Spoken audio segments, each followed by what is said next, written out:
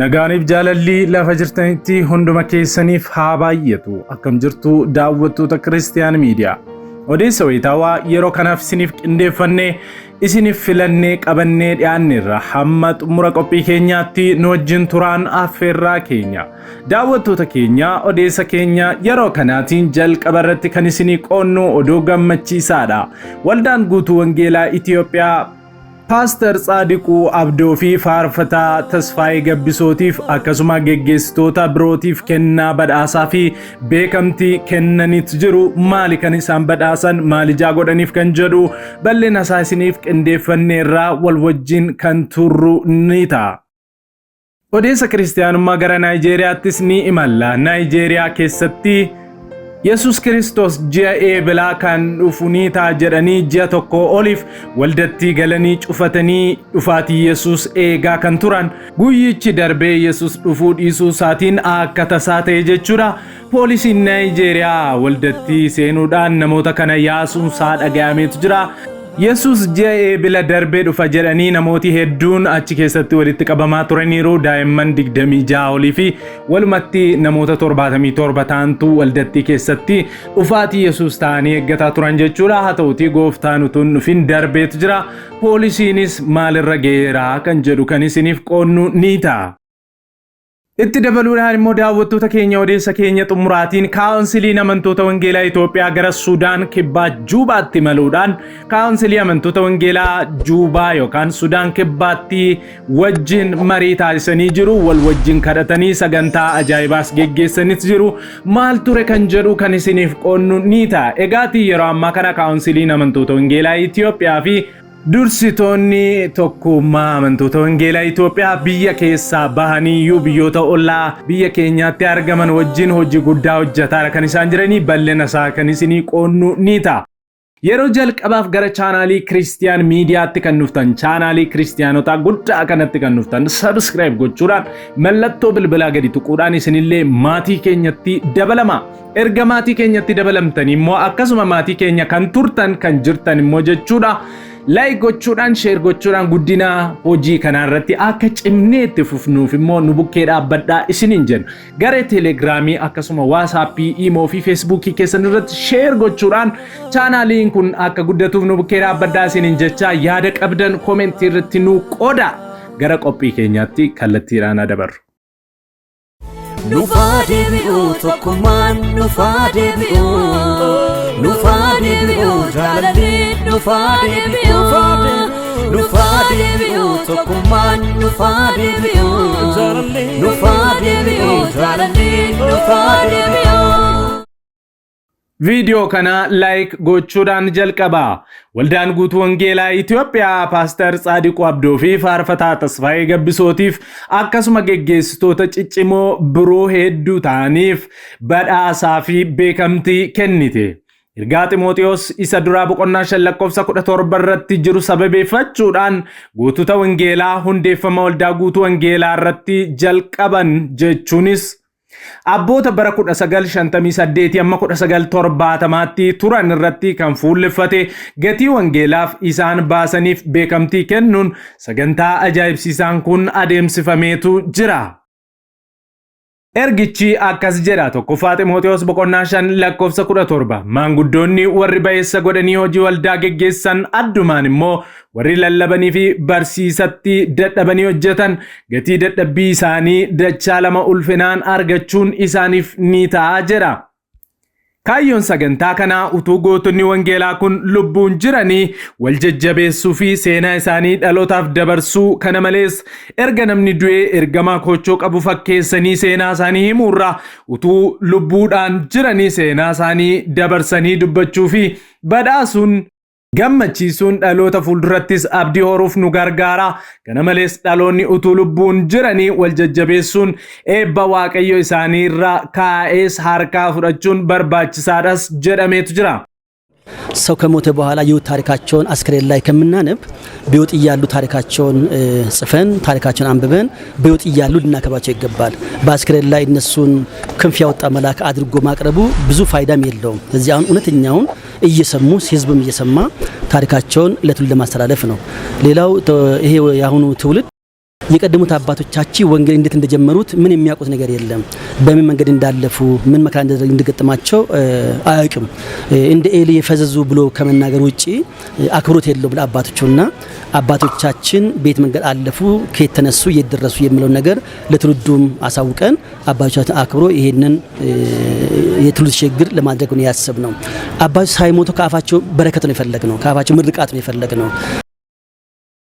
erga waldaan guutuu wangeelaa hundeeffamtee waggoota 56 geggeessaa kan turan namoonni hedduun yaada isaanii akka kennanitti waldaan guutuu wangeelaa namoota hundeeffama waldattiitiif jalqaba mana isaanii kennan akkasuma bara ari'atamaa bara 1958 amma 1970 gidduutti gahee guddaa baaniif badhaasa kennaniit jiru. አመት የኖረች ቤተ ክርስቲያን እንደመሆኗ መጠን ታሪኳ በውል ተጽፎ በተግባር መቀመጥ ስለነበረበት በጣም ብዙ ውጣ ውረዶችን በዛም ብዙ ልፋቶችን አሳልፈናል። ብዙ በርካታ ስብሰባዎችን በአዲስ አበባ ከተማ ከከተማ ውጪ እና በጣም አድካሚ መጽሐፉን በማዘጋጀት ታሪኮቹን በመሰብ አንዳንዶቹ ወደ ጌታ ሄደዋል፣ በህይወት የሉም። አንዳንዶቹ ደግሞ በጤናና በእድሜ ምክንያት በቀላሉ ማግኘት አይቻልም። ቀድም እንደገለጽኩት አንዳንዶቹ ደግሞ ኦሬዲ ከእግዚአብሔር ዘንድ ያላቸው ነገርም ከማሰብ የተነሳ ምን ያስፈልጋል በታሪክ መዘከርም የሚሉ ነበሩ። በኋላ ላይ ግን አምኖውን መሪዎቻችን ናቸው ብሎ ተቀብሎ ይሄንን ሁሉ አድርጎ በዚህ ደረጃ ላይ ደርሰን እንዲስናይ ለኔ በጣም ትልቅ ደስታ እንደ በጣም አንድ እንደተሳካለት አገልጋይና መሪ ራስን እቆጥራለሁ። ምክንያቱም ሙሉ ወንጌል በነማን በትክክል ተጀመረች? በመጀመሪያዎቹ ቀደምቶቹ እነማን ናቸው? የደከሙት በርግጥ ለጌታ የታሰሩ የተገረፉ ጸጉራቸውን የተላጩ አሉ። ይሄኛው ግን ፎከሱ በመጀመሪያዎቹ 10 እና 10 ምናምን ዓመታት ውስጥ በመምራት በመስበክ በማስተባበር ቤታቸውን በመስጠት በቤተ ክርስቲያኒቱ አመራር ጉልህ ሚና ያበረከቱትን ከመዘከር አንጻር በብዙ ጥንቃቄ የተሰራ ስራ ስለሆነ ይህን ቀን ደርሼ በማየቴ ትልቅ ደስታ ይሰማኛል። ዶክተር ንጉሴ ተፈራ ወልዳን ጌጌስቶታ ፊ አቦቲ አመንታ ገቲ ባሳ ቱረን ያደቹን ባየ ጋሪዳ ዋን ጋሪቱ ራወተሜ ኩነሞ ኢትፉፌ አዳን ኦፍተው ቀባስ ጀረንስ ጅሩ በእውነት ትልቁ ነገር በኢትዮጵያ ውስጥ በመከራ በፈተና ስላለፍን በእርግጥ እግዚአብሔር ሁሉን ነገር እንደሚሰራ እግዚአብሔርን ክብር ላለመሻማት በሚል ነው። ግን መጽሐፍ ቅዱስ ምን ይላል? ቅዱሳንን ስላገለገላቸዋል አይደለ? በጽናትም ስለቆማችሁ እግዚአብሔር ይሄንን ይረሳ ዘንድ አመፀኛ አይደለም ይላል። የእግዚአብሔርን ቅዱሳንን መርሳት፣ ያገለገሉትን መርሳት አመፀኝነት ነው። አመፀኝነት ደግሞ ምንድነው? ኃጢአት ነው። ስለዚህ የእግዚአብሔር ሰዎች አብያተ ክርስቲያናት ሁሉ በእውነት ያገለገሏቸውን የደከሙትን በመከራ በፈተና ያለፉትን ሰዎች እየፈለጉ ማክበር ማመስገንና መባረክ ያስፈልጋል። badhaafamaa fi pirezidaantii waldaa guutuu wangeelaa kan turan paaster Tsaadiquu Abdoo Gamasaanitiin abbootii kanaan dura baay'ee tajaajilaa turan irraanfatamanii jiran barbaanne haala isaan keessa jiran keessas iyyaafannee gargaaruu fi beekamtii kennuufiin barbaachisaadha. Kana malees waldootii isaanii fi dhaloota amma jiran kana akka eebbisaniif barbaaduun barbaachisaadhas jedhaniitu jiru. አንዳንድ ጊዜ አገልጋዮች አገልግለው የተረሱ የተጣሉ ሊመስላቸው ይችላል። አንዳንዶቹ የጤንነት ችግር ሁሉ ያላቸው አገልጋዮች አሉ።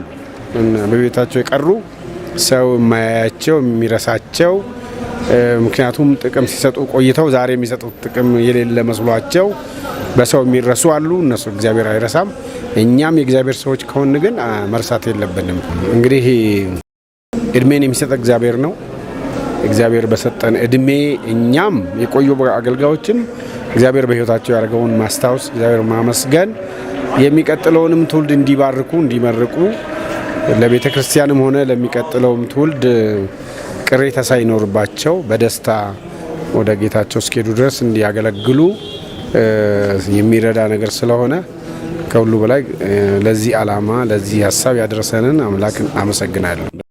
Sagantaa waldaa guutuu wangeelaa qaxana hulattiitti adeemsifame kanarratti Dr. Nugusee Tafarraa, Paaster Saraatam Malam, Paaster Fiqaaduu Ofgaan dabalatee abbootaa fi haarmoota jalqabbii waldichaa irratti gatii guddaa baasaa turaniif badhaasnii fi beekamtiin kennameefitu jira.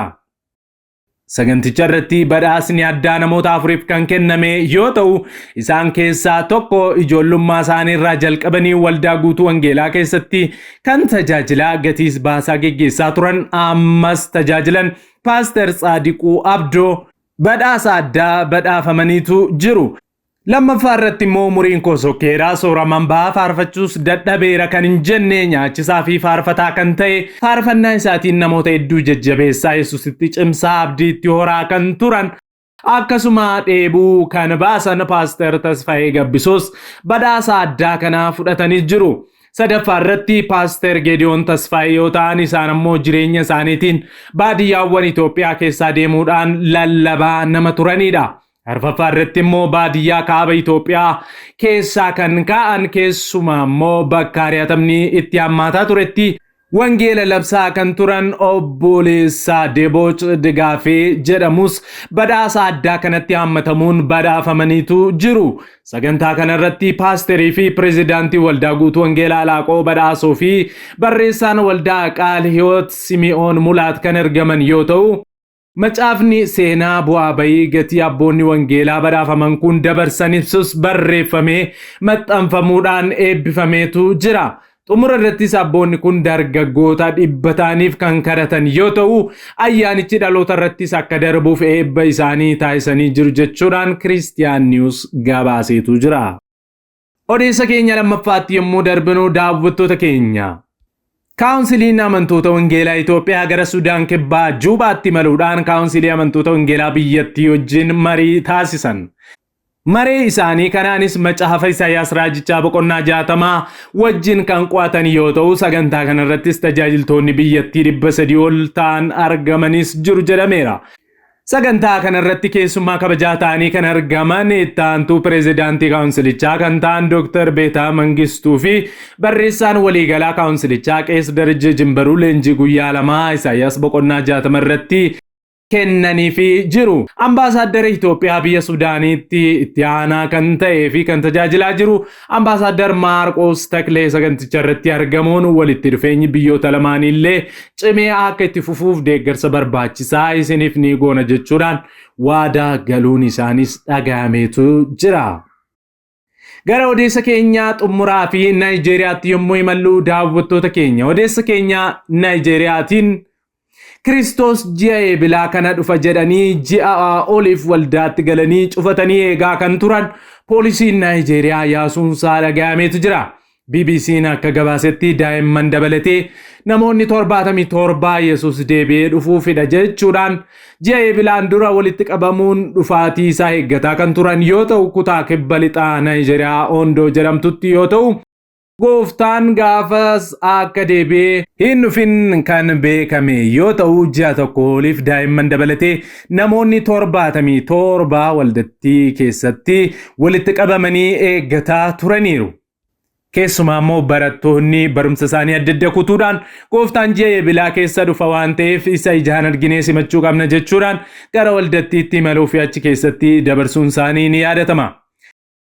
Barattoota kana keessaas gooftaa arguudhaaf gara waldattiitti kan galan namoota daa'imman 26 yoo ta'an walumatti namoota 77 keessaa walakkaan isaanii ji'oota dheeraadhaaf waldattii galuudhaan dhufaatii gooftaa qaamaan arguuf eegaa kan turan yoo ta'u xumura irrattis haati tokko mucaan ishee jalaa baduurraa kan ka'e poolisiitti erga himattee mucicha barbaaduuf yaalii taasifameen waldaa Odoon Holy Bible Believer Church jedhamtu kana keessatti amantoonni kun walitti qabamanii akka turanis beekameetu jira. Geggeessaan waldaa kanaa amantoota goyyomsee Paaster Deevid dabalatee itti aanaan paasterichaa fi geggeessitoonni biroon to'annaa jala oolfamuu isaanii poolisiin gabaaseetu jira. Akka poolisiin ibsetti itti aanaan paasterichaa Yesuus ji'a eebilaa keessa dhufa jechuudhaan amantoonni akka ji'ootaaf waldattiitti walitti qabamanii tursiifaman akka taasisee fi ji'ichatti utuu hin dhufin gaafa jiini sun dhumu ammoo ji'a fulbaanaatti dabarse gooftaan ji'a fulbaanaa deebi'ee dhufaa jechuudhaan amantoonni akka achi turan gowwomseetu jira jechuudhaan ibsaniiru. Walumaa galatti poolisiin magaalattii daa'imman dhufaatii Yesuus ilaalla jedhanii maatii jalaa badanii waldattiitti ji'ootaaf tursiifaman 26 ta'an gadhiisuun isaa beekameetu jira. Dubbiin sagalee Waaqayyoo akkas jedha deebi'ee dhufuu gooftaa keenya ilaalchise. Wangeela Maarqos boqonnaa 13 lakkoofsa 32-33 Yesuus itti fufee guyyicha sana yookiis yericha sana garuu abbaa koo duwwaatu beeka malee ergamoonni waaqarraa ilmis namni tokkollee kana hin beekan. Akeekkadhaa dammaqaas yerichi sun yoom akka ta'e hin beektanii jechuudhaan gooftaan dubbateera. Egaan daawwattoota Kiristiyaan Miidiyaa odeessii wayitaawaa nuyi guyyaa kanaaf isiniif qindeeffannee kanumaan gaammaatti daawwattanidha. Waan daawwattaniif eebbifamaa isiniin jecha yeroodhaa gara yerootti odeeffannoowwan Kiristiyaanummaa yeroo hunduma dursee akka isin naqqabu YouTube keenya keessummaa kan taatan subscribe gochuudhaan mallattoo bilbilaa gadi tuquun dagatina. Akkasuma maamiltootaa fi maatii keenya kan taatan immoo like, share, comment gochuudhaan yaada keessanii nu deeggaruu hojii kanaanis nu bukkee dhaabbachuun dagatinaa isiniin jenna. Kiristiyaan Miidiyaan akka isiniif gabaasuuf sagalee akka isinii taanu kan barbaaddan immoo yoo jiraattan yaada keessan komentii irratti nu qoodaa isiniin jechaa waan daawwattaniif eebbifamaa. Sa'aatota muraasaa booddee odeessa Kiristiyaanummaa gara birootiin amma deebinee wal arginutti turtii gaarii isiniif haa ta'u. Nagaan turaa.